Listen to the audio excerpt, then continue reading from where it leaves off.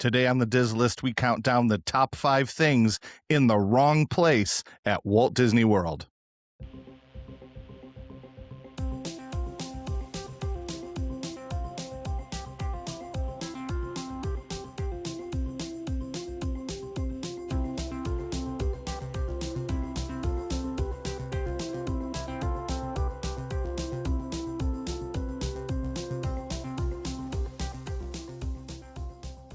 Welcome to the Diz List, a podcast that lists everything in Walt Disney World. I'm Nick. And I'm Rob, and today we're going to count down the top 5 things in the wrong place. I don't know where I got the idea about this, but you and I were talking at work the other day, and I just out of nowhere went, I got a great idea for the show. Let's do this. And you were like, yeah, let's do it. Yeah, because I got some. It was harder than I thought. I had some that stood out right away. Yep. And then as I started trying to get to 5, I had a tough time, but I stand by all 5 of mine. I'll say that. I have a couple honorable mentions too, and I have one that solves a problem from last week's show. Okay. So we'll get to that. Yeah. We well, speaking of which, we had a couple reels on our social media that caught fire, and I just wanted to say at the top of the show that these are all rumors, and we got this information from the Disney Dish podcast, which we recommend. They're good people, smart people. Yeah. Well, I wanted to give credit where credit was due. That's where we heard these rumors. But people were angry, and that's usually what drives.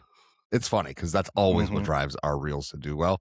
Is if you have a hot take or something that people get mad at, that's what Instagram pushes because they recognize anger in comments, and that pushes the algorithm, which we aren't aiming for that. No. And I have one that actually that is kind of the opposite. And I think your Memory Maker one, I think was really that one did really well too. And we actually had a listener reach out on TikTok, and she shared a really sad story. I told you this the other day too. Do you remember this one? Mm-hmm. So this woman reached out. I don't have her name in front of me, but she was watching our reel on TikTok about making sure you get the Memory Maker package. And she shared a very sad story that she went with a group of her girlfriends, and they got the Memory Maker package, took pictures the whole time. And when they got back, something happened and her friend passed away, and they were very happy and thankful that they got the Memory Maker package. And so again, we're not trying to be pushy. I just like sharing nice stories that we get from listeners sometimes. So I had very unfortunate to hear that. And I asked her if I could share the story, and she said yes. So. Yeah. I had the opposite happen. I had somebody reach out and say they'd never get it.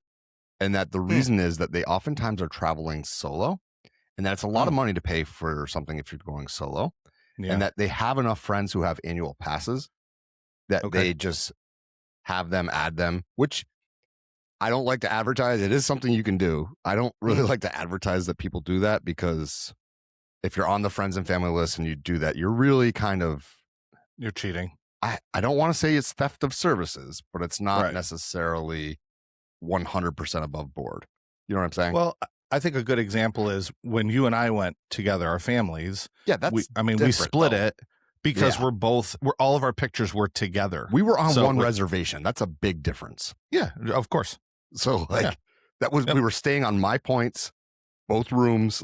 I have zero problem with that. Yep.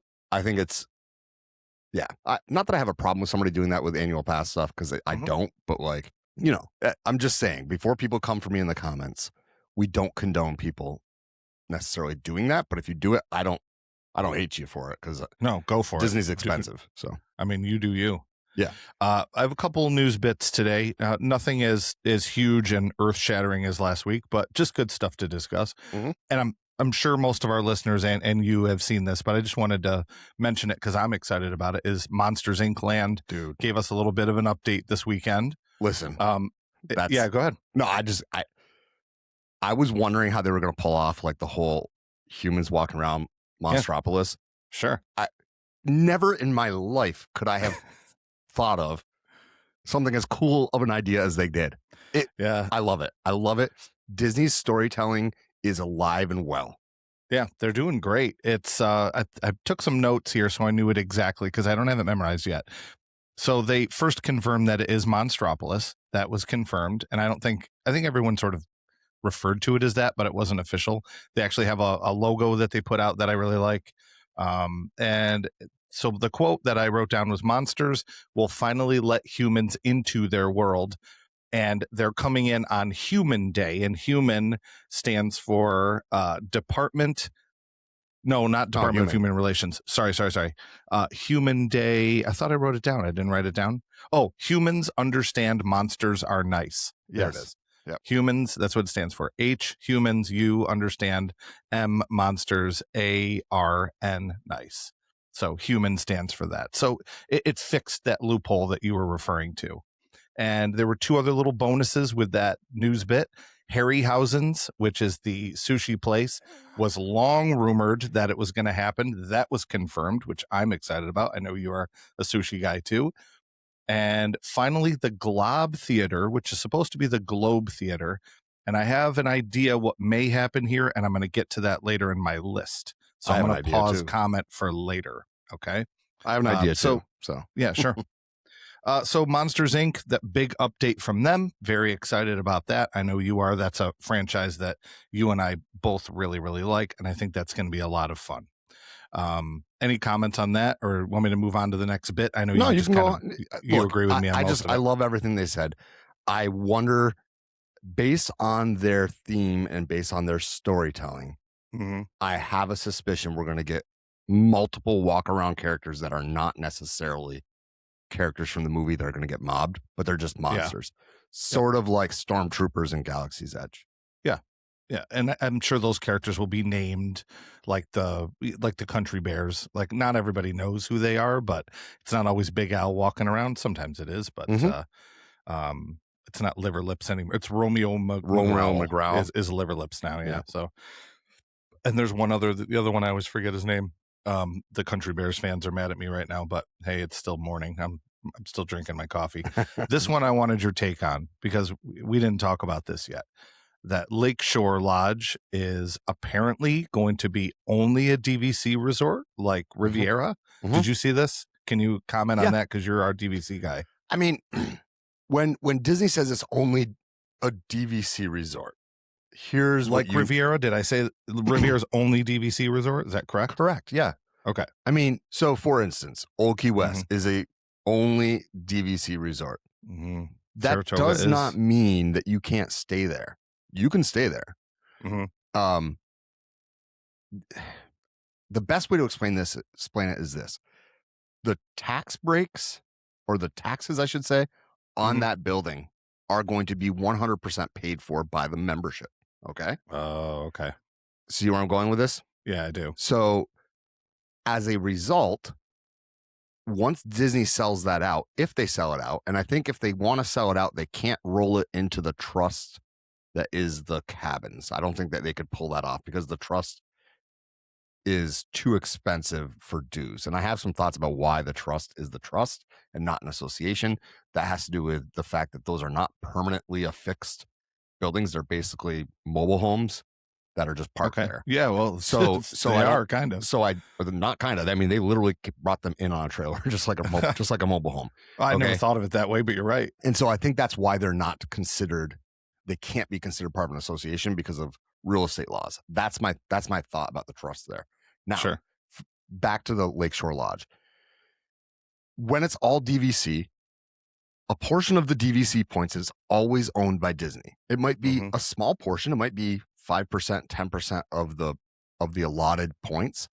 But at the very beginning, it's going to be very easy to get a cash reservation from them, right?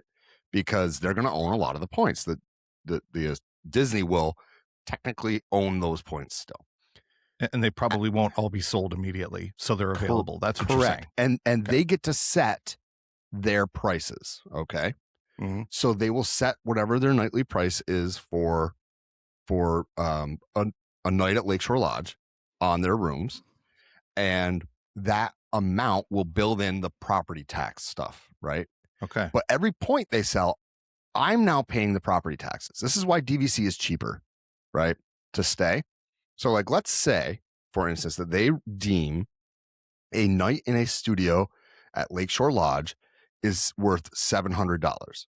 And let's say that room's tax, so to speak, amounts to an extra $50. They would charge probably $750 or $800 to cover the tax and the upkeep, right? But yeah, I never thought of that, but that makes sense. Right. Of but course. For me, because I'm an owner, if I were an owner there, the tax and the upkeep is part of my dues. So my points worth amounts to the 700 of what they thought it was going to be, not the 800, not the 800. This is like a really, I mean, people are going to come at me in the comments. That's not how it works. I get it. Like on the greater economics side of things, it's not exactly how it goes. But you can think of it in this way. DVC being Lakeshore Lodge being a full DVC resort is not groundbreaking, and it's not even that big of a deal because you and I can go stay at Riviera, even though my points aren't good there, right? Because I'm a resale owner. I can totally go ahead and book a room there. It just doesn't make sense to, because the best way to do it would be to either transfer points from an owner. So I can do once a year, I can get points on a transfer, or I could rent points out or rent a booking out from, say, DVC Rental Store, which is one of our partners. So but that's my take on this. And that's exactly what I wanted to hear. And I know that stuff's mega complicated, and I'll be transparent with you guys. That's not my world. And I always refer to you when it comes to that stuff. So I appreciate it. And I hope our helps with our listeners too. I'll boomerang back to this, and I have before, but there is an episode that we have on Patreon for free. So if you're a paid Patreon member, obviously you can go in and listen to all of our bonus content. And if you're a free member, you can go in and listen to our DVC episode where Nick has a great discussion with our friend Craig from Ear Scouts. And so if you are listening now and I want to know more about this. How do I rent points? Hop over to our Patreon, sign up for free. Won't cost you anything if you don't want to. And you can go and listen to that episode. Occasionally we put up free ones. Did we put up our Q&A from the 200th episode? Is that up for free members too? That is as well, yes. Okay. I don't want this to sound like a commercial. It's just kind of an offer for you guys to, just something extra for everybody. I don't like sounding like a commercial on this show. This again is your wheelhouse, not mine. And please do not laugh at me, because I try talking baseball with you. You coach baseball. I like baseball, but I don't have the same knowledge that you do. So please don't make fun of me here. Okay. Let me read the headline, and then you can explain, knowing that I and probably some listeners don't know a ton about baseball. And you're probably thinking, how's that related? Savannah Bananas. Correct. The Loco Beach Coconuts faced off against the Savannah Bananas at Wide World of Sports. Now, let me say the next sentence, and don't laugh.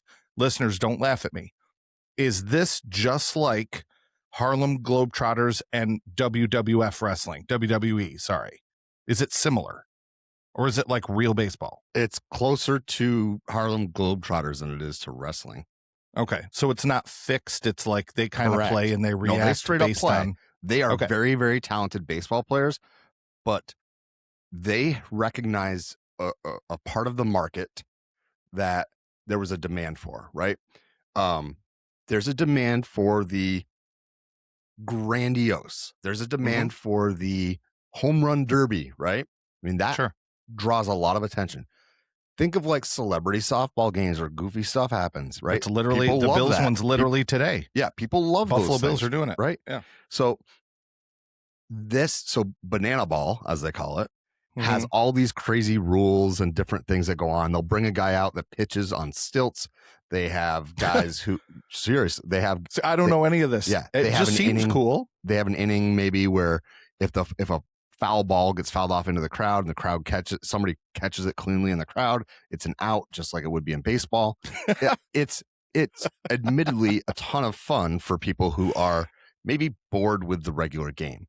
It is also, from what I've been told, and my brother and sister-in-law have gone to a game. They are huge. Like, it's a lottery to get tickets. It's not easy to get tickets. It's harder to get tickets for a Savannah Banana game than it is to get tickets for like a Mets game.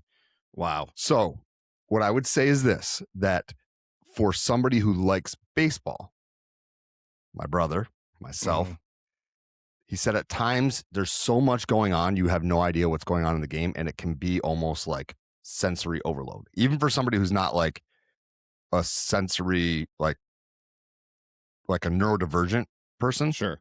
Somebody who's not neurodivergent can still get overblown with this stuff. Wow. It's a lot. If you take a moment to go on YouTube and watch some clips. Sure.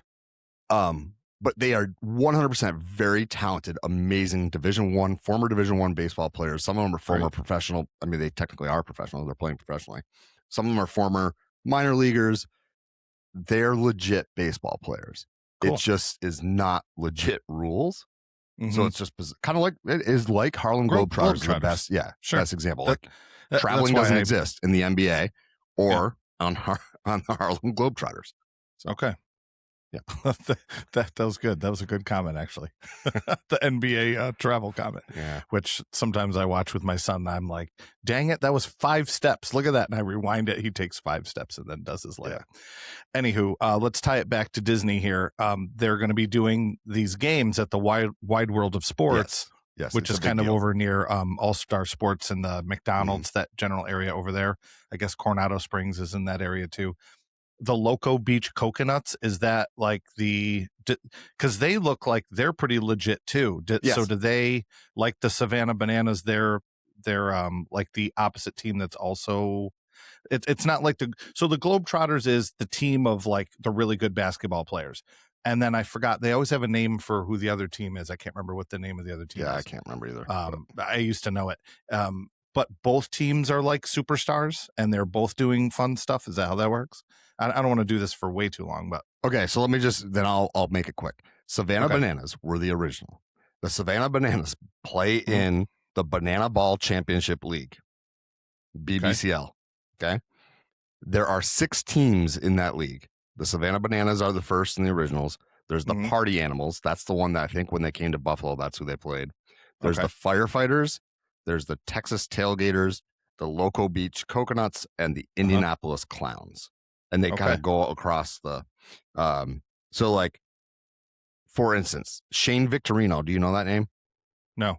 He used to play for the Phillies. The owner with the top hat guy? Is that no, Shane Victorino was a Philadelphia Philly. Shane Victorino is the primetime coach, of the Indianapolis Clowns. The Clowns, historically, their claim to fame really, the original Indiana Clowns they were the ones who initially signed Hank Aaron because they were in the Negro Leagues. Okay. So they're the original Negro League team. And then they brought back the name. They brought back that name to honor that. So this is a legit league, just not legit rules. Well, we're far enough down the baseball rabbit hole, but yes, this is interesting. I'm sure a ton of listeners want this info too. It is a very big deal that they're doing like a residency at ESPN's Wild World of Sports. That is a big deal. It is exceedingly difficult to get tickets to a Savannah Bananas game. I can't imagine what the lottery was like to get them for the Disney games. Well, I'll end with this. Some of a little bit of video footage that I saw has Mickey and friends involved and running out onto the field. Yeah. So I wanted to at least bring it around full circle with, okay, how's this related? A, it's at Disney. It's at the sports complex. And B, they're incorporating, the characters that are going to. So anyway, that's how it's related. So if someone is, if you have a son or daughter, or maybe you're a giant baseball fan too, and just know that they're doing this now, and how great a trip would it be if you could go down, see a game, and then be in the parks for a couple of days. That just seems like a dream trip, like, I don't plan on just showing up and getting tickets. Right. It's obviously difficult to get tickets. Your brother was struggling for that too. I wouldn't mind, like, if it were easier, I wouldn't mind going and seeing one. It sounds fun. I've seen Globetrotters probably 5 or 6 times in my life. As a baseball guy, I have zero interest in seeing it. As a baseball guy. That's a really interesting end to this story. I did not expect that. I have no interest in it. I'm not saying they're not talented. They're very talented. No. I don't really like the bastardization of the game. Sure. But I also don't like putting a runner on second in extra innings. I don't like that you can't throw over to first as many times as you want. I don't like the pitch clock. I don't like a lot of stuff that's gone on in the game. So, I mean, that's just me, but I'm a baseball guy. Right. And as opposed to that, you know that I'm my interest in baseball is the least out of the big four sports. I like it. But for a guy like me who also enjoys pro wrestling, I think, I'm not saying it's pro wrestling. We've already established that, but I think it's more probably for guys like me, I think. But I get it. We can move on, and that was long, and I appreciate you guys listening, but again, I'm being honest, like I really wanted to know that because that stuff comes up in my feed all the time, and in my mind I'm like, I gotta ask Nick about this. He'll explain it to me. I just hope he doesn't laugh at me. So thank you for not laughing at me. I appreciate that. No. I'm trying to be a baseball fan. There's enough about Banana Ball to laugh at that I don't need to laugh at you. All right, we can hit the halftime show. All right. That's so we're gonna hit the halftime show here. By the way, don't forget that our halftime show is now brought to you by our sponsors, the DVC Rental Store. Yep. You have Be Our Guest Vacations, and of course Unlock Magic, where you can get a ton of money off of your park tickets. So we're going to head off to the halftime show, and we'll see you right after the break. Welcome back. This half of the show, we're going to talk about all the places, all the things that are in the wrong place at Walt Disney World. There were some that were layups, and then there were some that I was like, I know I'm confident we match up with one. Yes, and I'm guessing it's this one because in my mind, this is sort of where the idea came in my head, I think, because I have really been on a Star Wars kick just because the new movie came out. Yeah. I did mention on our Patreon, I said I saw the new Masters of the Universe movie, and I just wanted feedback from that. But I will say the previous week, I went to see the Mandalorian movie, and so I'm all jazzed up now on Star Wars. Listeners, Nick is wearing a Star Wars shirt today. So I know at some point you're going to get around to seeing the new movie. I'm not going to razz you on that because our local theater can be a nightmare sometimes. I've just been really busy. So speaking of Star Wars, number 5 for me is one of the easiest ones, and it is in Hollywood Studios. It's Star Tours. Now, Star Tours is not actually located in Galaxy's Edge. I looked it up. It is 600 yards away. So if you take Star Tours, and I don't even know if this is possible at all because they have the little Star Tour cars inside. I don't even know if it's possible to lift it and move it. We've done episodes before where we've talked about having like a little walkway or a skyway that connects the two of them. But this is the one that seems to me like, okay, it's in the wrong spot. You're going to put Monstropolis in between it. You might as well just take this area, boost it up, and scooch it over to the side. So my number 5 is, as much as I love it, and sometimes we sing its praises all the time, how much we really like Star Tours, and we love how easily it is to update. We love it. We don't want to get rid of it. We just want to move it 600 yards. I'm going to guess, is yours also number 5 for Star Tours or no? I'm a big fan of putting layups at the bottom of the list because everybody knows that this is misplaced. Star Tours is 100% in the wrong place, or maybe I should say 600% because 600 yards. Yes. Listen, this is obvious to me. And here's the thing. I don't think it would have been that difficult to either expand the land somehow in a way that it makes more sense. Think of like Toy Story Land where the entrance changed. Okay. Yeah. For Midway Mania. I just think it's in the wrong spot, or at least the entrance is. But I wonder if it would fit. Now, I thought about this a little bit further. When you, we'll say by where Muppets used to be and now where Monstropolis is, if you're entering there and you go in that tunnel, right? On the left-hand side, there's kind of an area where there isn't a lot going on. I realize that's not enough room, but I wonder what's behind that. If you were to push back, if there would be room next to or to the left-hand side of Rise of the Resistance, if there would be room there or not. I don't know. Just curious. Yeah. Either way, this is an easy one if you ask me. But yeah, I mean, so we can easily move on from this one. This might be one of the quickest number 5 and number 5 that we have had.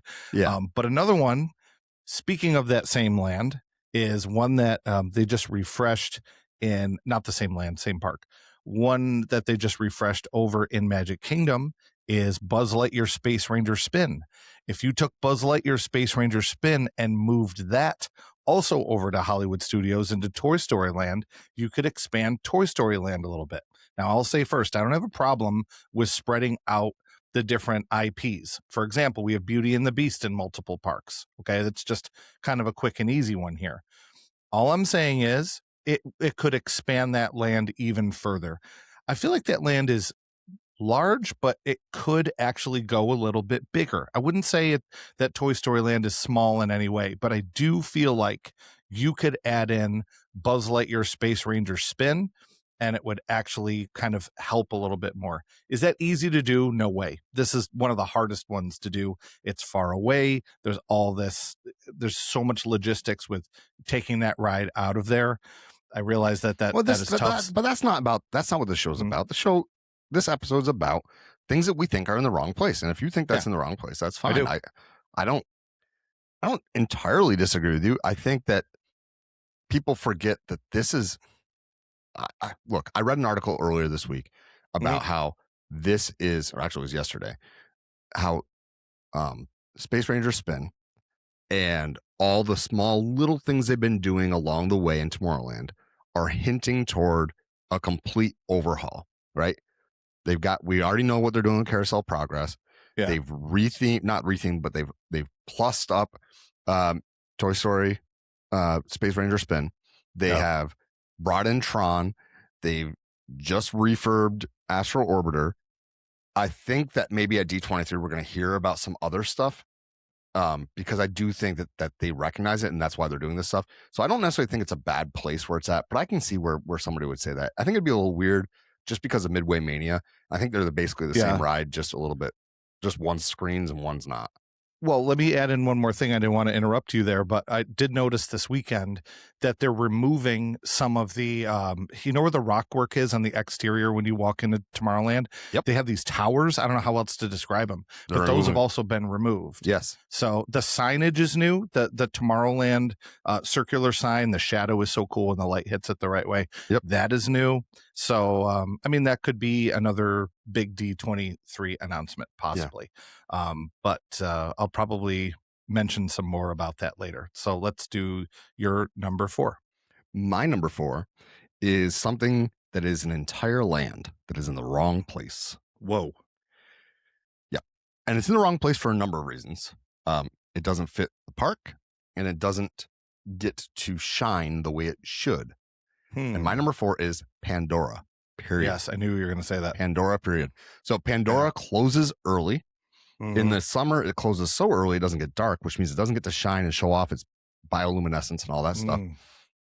I don't care how they want to sell it with the whole conservation stuff. It has zero business in Animal Kingdom. Zero.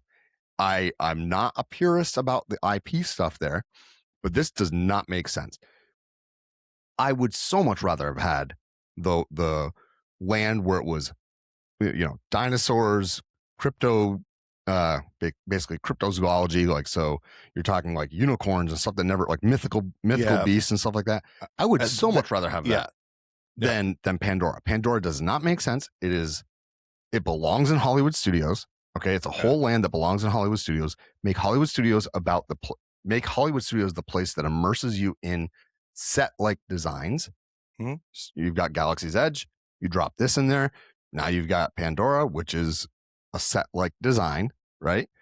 Yeah. And it can stay open late, and you can get all the bioluminescent stuff. There's probably enough room and demand there where you could have had the full-blown park or the full-blown land with a roller coaster.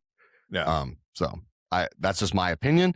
That's where it belongs. It does not belong in Animal Kingdom. That's my number 4. Well, when you first said, it doesn't fit, it doesn't belong, it has no business there, the first thing I thought of, and you kind of covered it anyways, was the original plan for the park was there was going to be, I don't know, you said fantastical beasts or something. I'm not referring to mythical beasts, right? And on that actual entrance sign, you can actually see like a dragon. Yes. So does it fit into that? Sure. But I like to think of it as, if you look at sort of globally, what are these mythical creatures?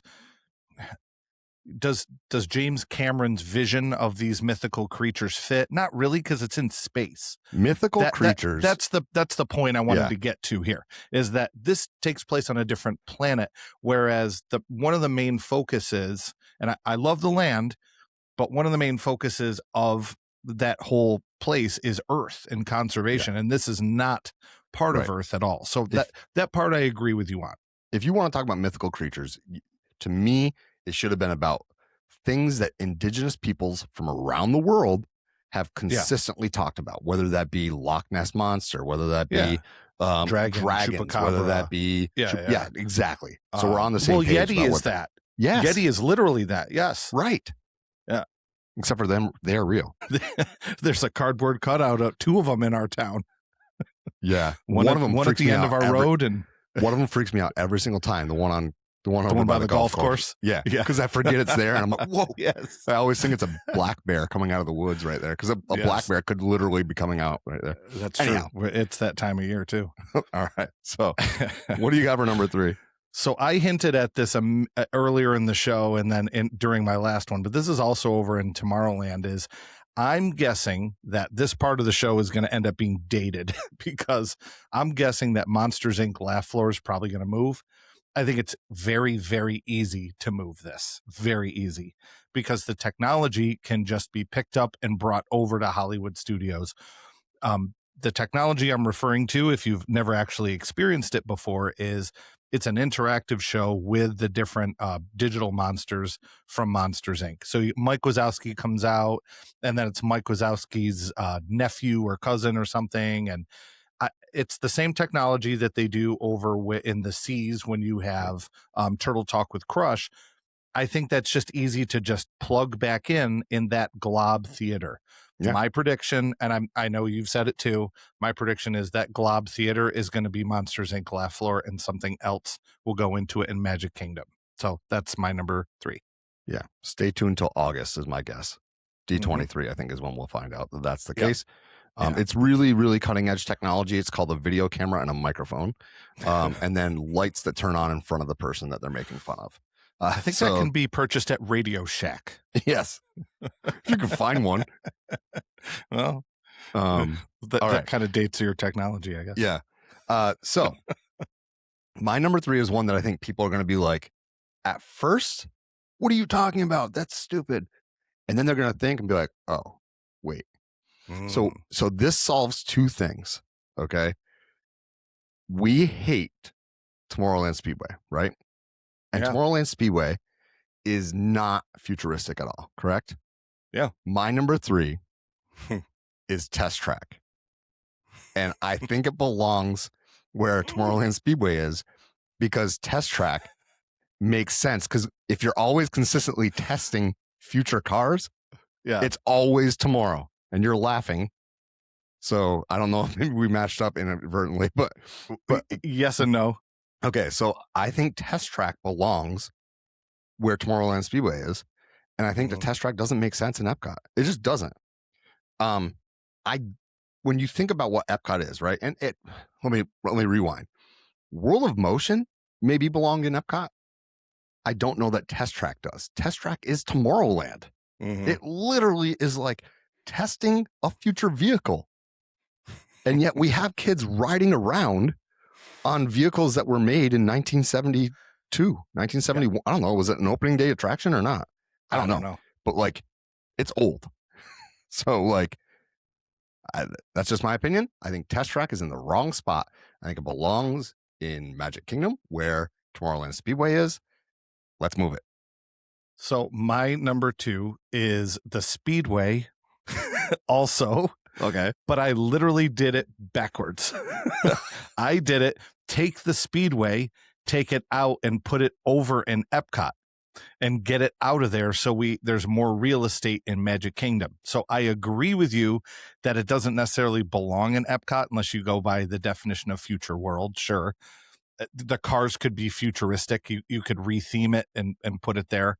But that real estate in Magic Kingdom is so valuable that I wanted to just completely get it out of there. So I think both of our arguments are valid for different reasons. And that's why if you're watching on video, you saw my face. I immediately started laughing when he said that, because he said just the opposite. You said before we started, we'll probably match up. And I'm like, I don't know, maybe. And it's funny how we do and we don't with.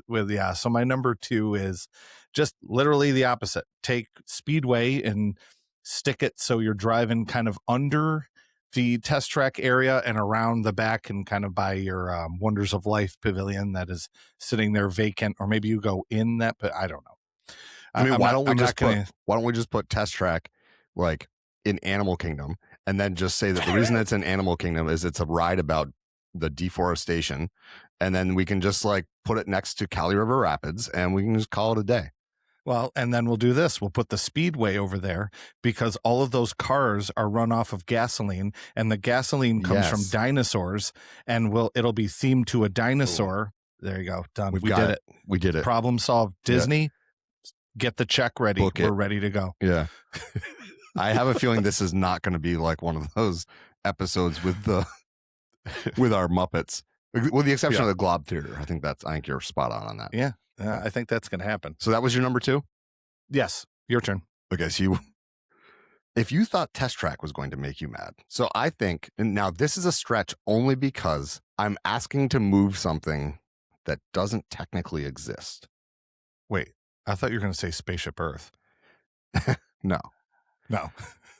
So I believe that the entirety of Cars Land is in the wrong spot. And I told you before the show that I've got one that's going to be a little bit old man yells at clouds kind of a situation. Yeah. Don't try to move the goalposts about what the frontier is and tell me that, it's a technological frontier and you're going to the west and it's westward expansion and blah, blah, blah, blah, blah. No, they're putting the circle peg in the square hole. Yeah. Like, you just admit that you didn't want to give up the real estate of Beyond Big Thunder for Cars Land, for a real Cars Land, and you saw no value in 2 attractions in Frontierland that really didn't draw a lot of people. The purists, us, we liked those attractions, right? We liked Tom Sawyer's Island or the Liberty Bell. Like, we enjoyed those. But a lot of people didn't. A lot of people didn't use them. They were not a draw. Cars Land will be a draw. So they just said, we'll get rid of those classics and we'll drop this in there. It doesn't make sense. They redefined what Frontier was the minute they did it. They did. So for me, Cars Land is completely in the wrong spot, going into the wrong spot. I'm not going to not like it, right? This is not me saying, we don't agree with the whole, we don't agree with this at all. And we never want change. This is us. This is me saying, I want the change. I like the change. I like the thing. I just don't think it's in the right spot. Right. Yeah. It doesn't mean I'm not going to go. It's like this. Let me give you the best analogy I can think of right now because of our current situation. I loved Highmark Stadium. Okay. Yep, that's where the Buffalo Bills play. Right. I loved Shea Stadium, which was where the Mets played. Mm-hmm. Just because I loved those things doesn't mean I don't like the new things. I just wish we could still have the classic. We could still have the history that those places brought, because I'm a fan of things like Fenway Park, or, Soldier Field, let's say, whatever. Mm-hmm. But like just the idea of good one to choose. So like the idea is for me is that this is fine. I don't have a problem with them putting this in. I just think that honestly they put it in the wrong spot. So that's my number 2. You're not wrong about that. That's my number 2. I mean, the only thing that really makes sense is the rock formations at Big Thunder match the rock. That's why I said Beyond it in Radiator Springs. Yeah, I can't argue that one too. So I'll get to my number 1. My number 1 fixes a problem that we started last week. Last week this is going to be. I'll bet you it's going to be same as my number 1. Really? Okay, go good. Ahead. Well, jump in if it ends up being the same. Our problem last week was this. We heard a rumor that in Adventureland They're not going, again, rumor, folks, don't take this as gospel. One of the rumors was that Tiki Room and Aladdin's Magic Carpets and the Swiss Family Treehouse were some of the lowest rated attractions according to Len Testa's app, the Lines app, and their touring plans, surveys, yeah, which I've done, and I know you have done too. So one of those things was that one of the rumors was they were going to take out and remove the Tiki, the three I just mentioned. I don't have to list them again. And my thought was, okay, let's fix this with this week's episode is they're in the wrong place. So I don't really think this one sort of breaks the rule a little bit. They're not necessarily in the wrong place because I think they fit with Adventureland, but where could they go so we could save them? So my thought was, okay, let's just scoop up Aladdin and put it in Morocco. I mean, Aladdin doesn't take place in Morocco. It takes place in a fictional place called Agrabah, which could be Morocco. It's generally in that area of Aladdin, Africa. Aladdin and Jasmine meet and greet in Morocco. So, that's fact. Okay, I thought in my mind Agrabah's understood. I thought you meant in the movie that they're literally in Morocco. No, they do a meet and greet in Morocco. So you wouldn't be that out of play. Okay. I looked it up and made sure, okay, is Agrabah, like, for example, some of the different princess movies would take place in Germany or France or wherever. Mm-hmm. But then I was thinking, how can we save Tiki Room? Because it's, one of the original ones that Walt worked on. I don't want to lose that either. It's so much fun.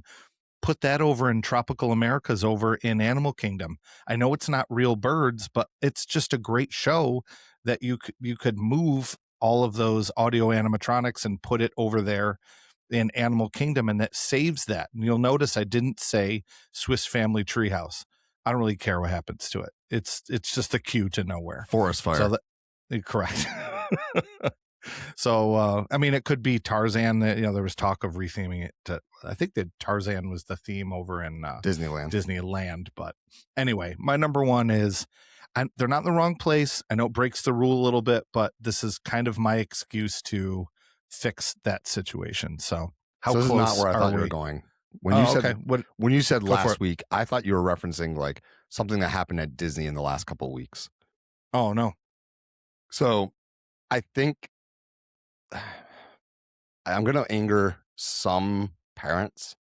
Maybe not anger them, but I'm going to make people recognize some situations here, right?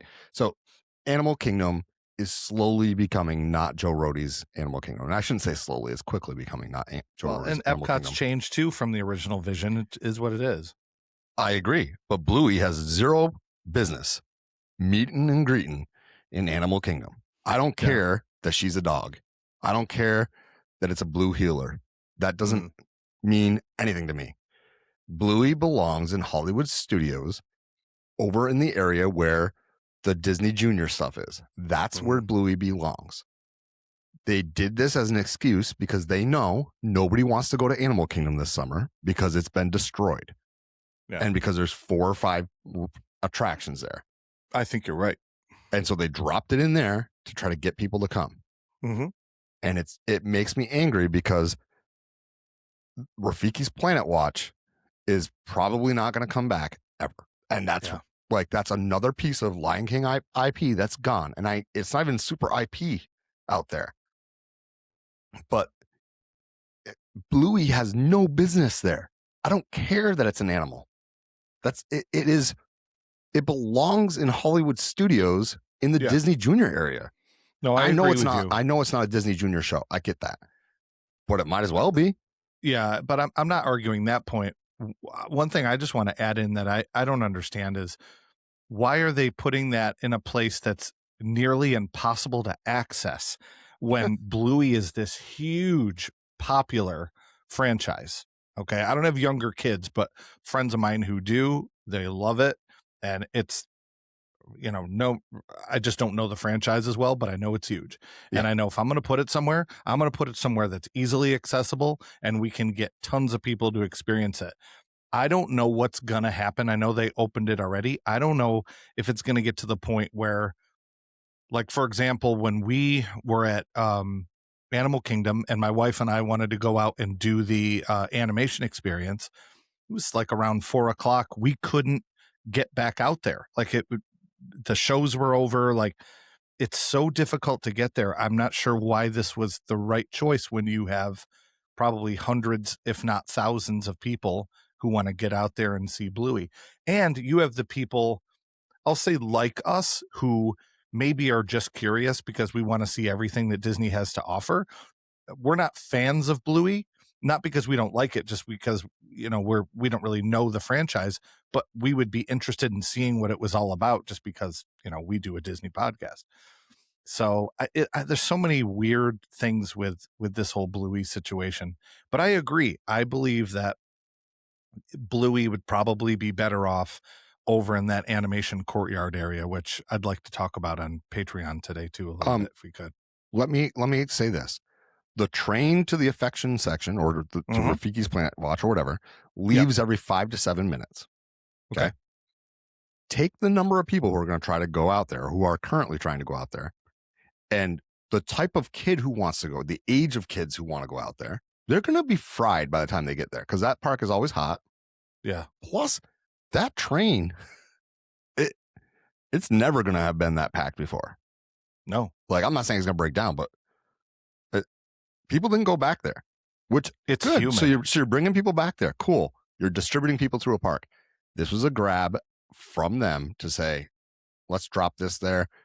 We're going to attract people to this park that nobody wants to come to. Because nobody wants to come to it this summer. It's a long ride. It's humid through those trees. It's uncomfortable for kids.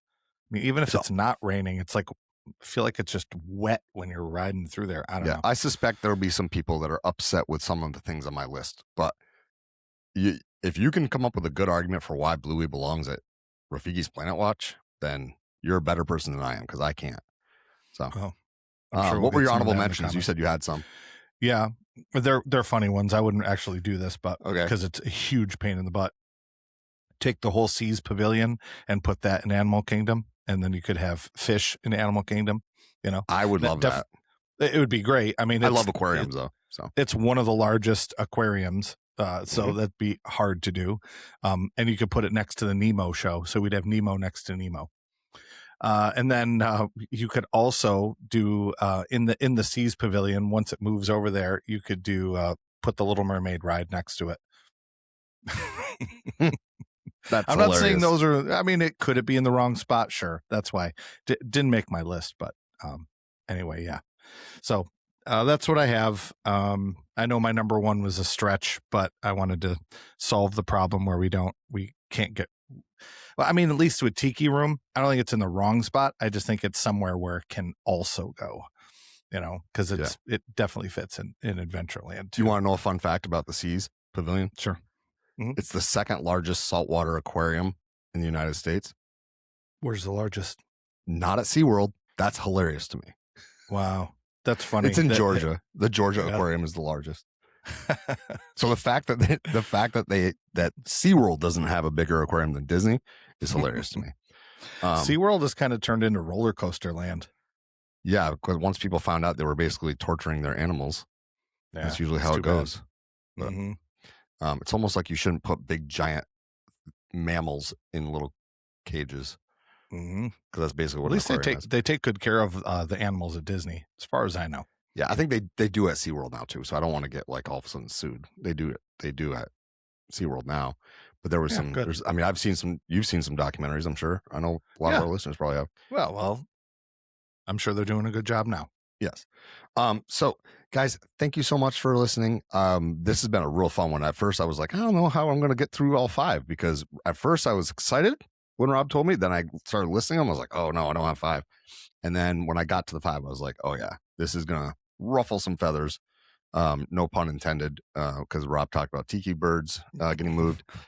So Tiki Room. But this episode and every episode is only possible because of Patreon. Okay, so if you go to patreon.com/Dislesspod, you can sign up for free. There you can get access to some free episodes we do have. We do one probably every 6 weeks or so. We'll drop one in there that's free. You can also, if you sign up as a Jungle Skipper, you get early access to new episodes as well as bonus content. And then after a few months, you'll get sent a nice coffee mug so you can listen to us in the morning drinking coffee from your Dizzless Pod mug. That would be awesome. So if you head over to patreon.com/DizzlessPod and sign up, that would be great. But it's a great, big, beautiful tomorrow. Tomorrow is just a list away. Tune in next time, and we'll see you real soon.